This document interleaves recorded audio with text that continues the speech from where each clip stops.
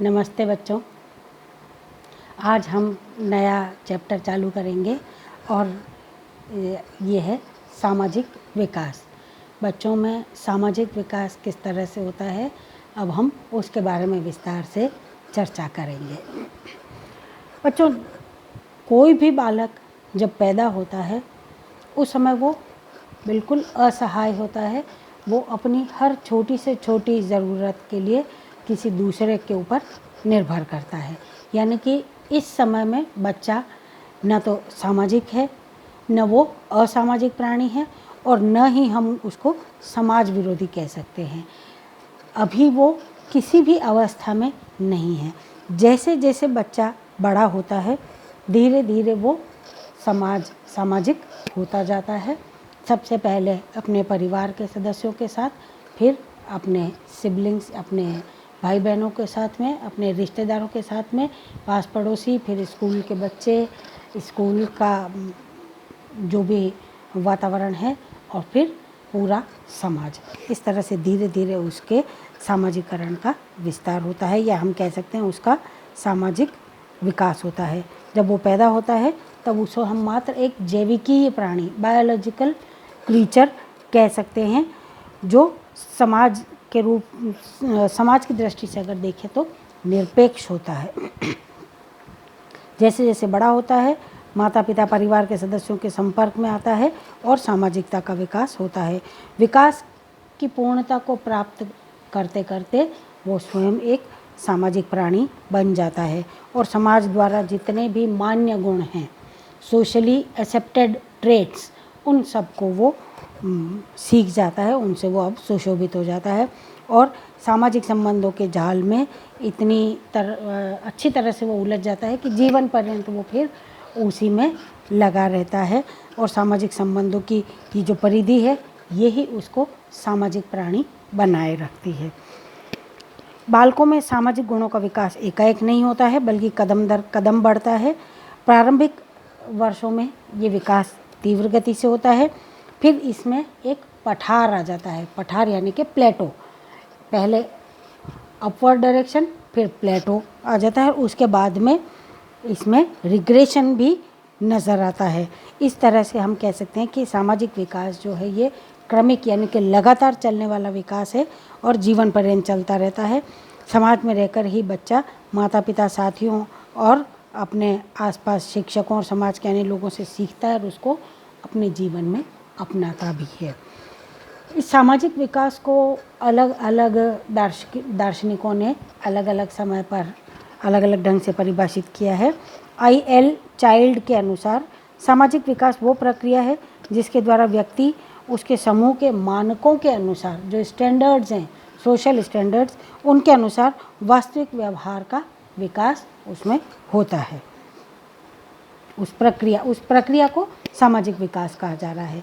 Sorensen के अनुसार सामाजिक विकास के अंतर्गत अपनी और दूसरों के साथ भली प्रकार चलने की बढ़ती हुई योग्यता, दूसरों के साथ अच्छा व्यवहार करने तथा अपने पैरों पर खड़ा होने की योग्यता है।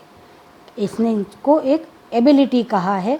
और हरलॉक के अनुसार सामाजिक विकास से तात्पर्य उस योग्यता को अर्जित करने से है। हरलॉक ने दोनों ही चीज़ें शामिल कर दी, योग्यता को अर्जित करना यानी कि प्रोसेस भी आ गया उसमें। सामाजिक विकास से तात्पर्य उस योग्यता को अर्जित करने से है जिसके द्वारा सामाजिक अपेक्षाएं या प्रत्याशाएं, हम कह सकते हैं एक्सपेक्टेशंस, सोशल एक्सपेक्टेशंस जो हैं उनके अनुरूप कोई व्यक्ति व्यवहार करना सीख सके, वो सामाजिक विकास कहलाता है। अब ये जितनी परिभाषाएं हमने देखी है, इनसे ये बात तय हो जाती है कि सामाजिक विकास वो प्रक्रिया है जिसके द्वारा व्यक्ति समाज द्वारा निर्धारित और मान्य मूल्य, दर्शन, मानक, अभिवृत्तियाँ, संस्कृति, परंपराओं इत्यादि को न सिर्फ सीखता है बल्कि उनके अनुरूप व्यवहार करना भी वो प्रारंभ करता है। सामाजिक विकास को समझने के लिए हमें सामाजिकरण को समझना भी उतना ही आवश्यक है, क्योंकि सामाजिकरण की प्रक्रिया ही सामाजिक विकास का मूलभूत आधार मानी गई है और यही बालक को समाज में रहने योग्य बनाती है। बालक समाज में रहकर ही क्षमा, दया, त्याग, बलिदान, सहयोग, सहिष्णुता, प्रतिस्पर्धा इत्यादि सामाजिक गुणों को सीखता है और उनको पीढ़ी दर पीढ़ी अपनी आगे आने वाली जनरेशन्स को भी वो हस्तांतरित करता रहता है। इस सामाजिकरण को भी अलग अलग दार्शनिकों ने, वैज्ञानिकों ने अलग अलग ढंग से परिभाषित किया है, विद्वानों ने। सबसे पहले हम बात करते हैं H.M. जॉनसन की।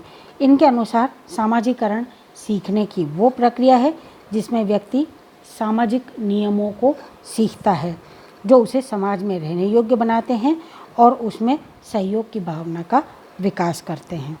गिलिन एवं गिलिन के अनुसार सामाजिकरण से हमारा अभिप्राय उस प्रक्रिया से है जिसके द्वारा व्यक्ति समूह में एक सक्रिय सदस्य बनता है, समूह की कार्यविधियों से समन्वय स्थापित करता है, कोऑर्डिनेशन, और समूह की परंपराओं को ध्यान में रखता है तथा सामाजिक परिस्थितियों से अनुकूलन करने तथा अपने साथियों के प्रति सहन शक्ति की भावना का विकास स्वयं के अंदर करता है। अगर सरल शब्दों में हम कहें तो सामाजिकरण का अर्थ है समाज के अनुसार रहना, समाज द्वारा बताए गए रास्तों पर चलना और समाज के साथ में सामंजस्य स्थापित करना। इस तरह से ये 3 मुख्य बातें सामाजिकरण में शामिल होती हैं। समाज द्वारा मान्य तरीकों के अनुसार व्यवहार किया जाना और फिर समाज द्वारा अनुमोदित भूमिकाओं को अपनाना। समाज हमें जो भूमिकाएं देता है वो चाहे एक पुत्र की हो, पति की हो, बेटे की हो, बेटी की हो, बहू की हो, माँ की हो, पिता की हो, कोई सी भी हो, भाई की, बहन की, चाचा चाची, नाना नानी, अनगिनत रिश्ते हैं, पड़ोसी, यहाँ तक कि हर रिश्ते की अपनी अहमियत है और सामाजिकरण के माध्यम से हम उन्हीं रिश्तों के दायरों में रह कर के व्यवहार करते हैं। जो भी हमारी भूमिका है हम उसको अपनाते हैं। और तीसरा है सामाजिक अभिवृत्तियों का विकास करना, सोशल एटीट्यूड, जिसमें हर चीज़, जैसे वही हमने जो भी बात करी थी, क्षमा, दया, सहनशीलता इत्यादि जो भी ये गुण हैं, ये सब किस लिए हैं? इन सब की मदद से ही हम अपना सामाजिकरण कर पाते हैं। तो ये गुण भी हम में विकसित होने चाहिए। एक्सपेक्टेशंस की अगर हम बात करें तो हर समुदाय की अपने समुदाय के बच्चों से कुछ एक्सपेक्टेशंस होती हैं। हर समाज ये चाहता है कि हमारे समाज में पलने बढ़ने वाले बच्चे बड़े होकर के एक अच्छे न सिर्फ अच्छे इंसान बने बल्कि एक अच्छे नागरिक बने, अपने इलाके, अपने राज्य, अपने देश और अपनी पृथ्वी का नाम रोशन करें और एक अच्छा इंसान हो करके और एक अच्छे समाज का सदस्य बन करके वो अपना जीवन यापन करें। अब हम बात करते हैं सामाजिक विकास की कुछ विशेषताओं की, कि कैरेक्टरिस्टिक्स क्या हैं इस सोशल डेवलपमेंट के। इसमें बालकों में सामाजिक विकास रातों रात या यकायक नहीं होता है। ये एक लर्निंग प्रोसेस है, अधिगम की प्रक्रिया के द्वारा सीखने एवं अनुभवों के माध्यम से होता है। सामाजिक विकास जीवन पर्यंत चलने वाली प्रक्रिया है और कदम दर कदम बढ़ता है, लेकिन विभिन्न आयु स्तरों पर सामाजिक विकास की अलग अलग विशेषताएं होती हैं, जिसमें से कुछ विशेषताओं का हम पहले यहाँ पर जिक्र करेंगे। सबसे पहली है अर्ली सोशल रिस्पॉन्सेज, यानी कि प्रारंभिक सामाजिक अनुक्रियाएं। बालकों में सामाजिक विकास की नींव प्रारंभ से ही पड़ जाती है। जैसा कि हम पहले भी ये बात कर चुके हैं कि बच्चा जब पैदा होता है तो न तो वो सामाजिक होता है न असामाजिक है, वो सिर्फ एक जैविकीय प्राणी मात्र है जो सामाजिक रूप से पूर्णतया निरपेक्ष है और उसमें सामाजिक या असामाजिकता का कोई भी लक्षण उसमें नहीं होता है। वो शरीर से इतना कमज़ोर और निर्बल है कि अभी तो अपनी स्वयं की आवश्यकताओं के लिए भी वो दूसरों पर निर्भर है, लेकिन जैसे जैसे वो बड़ा होता है अपने माता पिता एवं परिवार के सदस्यों तथा समाज के अन्य लोगों के संपर्क में आता है तो वो उनके प्रति अपनी अनुक्रियाएं प्रदर्शित करने लगता है। अनुक्रियाएं कहलाती हैं सोशल रेस्पॉन्सेज। जैसे बच्चा माँ को देख करके मुस्कुराना सीखता है, पिता को देख करके मुस्कुराना सीखता है, या कोई भी परिचित, कोई भी उसका रिश्तेदार आता है तो वो उनको देख करके मुस्कुराना सीखता है। फिर अगर उसके हाथ से खिलौना छीन लिया जाए तो वो क्रोधित अपना क्रोध प्रदर्शित करता है, रोना, चिल्लाना, ज़मीन पर लौटना इत्यादि। इन सब प्रतिक्रियाओं के माध्यम से वो अपने सामाजिक विकास का प्रारंभ करता है। और फिर आता है बालक के 7 अनुक्रिया, सोशल रिस्पॉन्सेज टूवर्ड्स चिल्ड्रन। बच्चों के प्रति जो प्रतिक्रियाएँ या जो अनुक्रियाएँ बड़े देते हैं, बच्चे उन्हीं से ही सीखते हैं, क्योंकि बच्चा हमेशा अपने बड़ों के संपर्क में आता है और उसको वक्त समय समय पर भिन्न भिन्न अनुभव प्राप्त होते हैं। समूह के बालकों के साथ मित्रता स्थापित करता है, उनके साथ विचारों का आदान प्रदान करता है, उनका अनुसरण या नेतृत्व करता है। या तो वो किसी को फॉलो करता है या उसके साथ वाले बच्चे उसको फॉलो करने लग जाते हैं। और फिर सामूहिक प्रतिक्रियाएं यानी कि रेस्पॉन्सेस टूवर्ड्स ग्रुप। 3 से 4 वर्ष के बालक में सामूहिकता का विकास होने लगता है। अब वो हम उम्र के बालकों के साथ में रहना, खेलना, खाना पसंद करता है। हालांकि अभी उसका ग्रुप जो है वो बहुत छोटा होता है और अभी उसमें सामाजिक गुणों का जो विकास है वो तीव्रता से होने लगता है। और स्कूल एज आते आते तक यानी कि 6 वर्ष की अवस्था के बाद में ये विकास अपने पूर्ण चरम पर होता है। इस समय तक वो खेल खेल में मित्रता, सहिष्णुता, त्याग, बलिदान, सहयोग, नेतृत्व और प्रतिस्पर्धा इत्यादि स्वस्थ गुणों को सीख जाता है। और ये धनात्मक गुण ही बच्चे के बहुमुखी व्यक्तित्व विकास में सहायक सिद्ध होते हैं, ताकि उसका भविष्य जो है वो सुंदर, सुखद और अच्छा बन जाता है और आगे चल कर के वो अपने जीवन के लक्ष्यों को आसानी से प्राप्त कर सकता है। और फिर समाज के साथ में उसकी क्या अनुक्रियाएँ होती हैं। Responses toward society. 4 से 5 वर्ष का बालक अपने समूह के साथियों के साथ ज़्यादा रहता है। जैसे जैसे बड़ा होता है, समाज के दूसरे लोगों के साथ में भी उसका संपर्क स्थापित होने लगता है। अब वो शादी, विवाह, त्यौहार, सामाजिक समारोह इत्यादि में भी भाग लेने लगता है और धीरे धीरे सामाजिक रूप से मान्य व्यवहारों को और रीति रिवाजों को वो समझने लगता है और उनके अनुरूप वो उनको अपनाता है, या जो व्यवहार मान्य नहीं होते हैं उनको वो छोड़ता चलता है और इस तरह से वो अपना विकास, सामाजिक विकास करता जाता है। इस तरह से सामाजिक परिस्थितियों के अनुसार वो अपनी प्रतिक्रियाएं भी व्यक्त करता है। सामाजिक प्रतिक्रियाओं के दौरान बालक में कई अन्य सामाजिक विशेषताओं का भी प्रादुर्भाव होता है, जो उसके सामाजिक विकास को महत्वपूर्ण ढंग से प्रदर्शित करते हैं। जैसे झगड़ा करना, क्रोध, मारपीट इत्यादि। ये गुण भी जिनको हम एंटी सोशल बिहेवियर कह सकते हैं, लेकिन ये भी है तो एक तरह का सामाजिकरण ही। ये व्यवहार भी उसमें विकसित होने लगता है। दूसरी तरफ सहानुभूति एवं सहिष्णुता, ये गुण भी बच्चा सीखता है। ये एक जहाँ हम कह सकते हैं कि लड़ाई झगड़ा अगर अस्वस्थ सामाजिक गुण है, तो सहानुभूति एवं सहिष्णुता एक स्वस्थ और सकारात्मक सामाजिक गुण है। बालक न सिर्फ अपने बाल मित्रों के साथ में झगड़ा या मारपीट करना सीखता है, बल्कि उन्हीं के साथ रह कर के वो सहनशीलता, सहिष्णुता इत्यादि, दया की भावना इत्यादि ये सब भी सीखता है।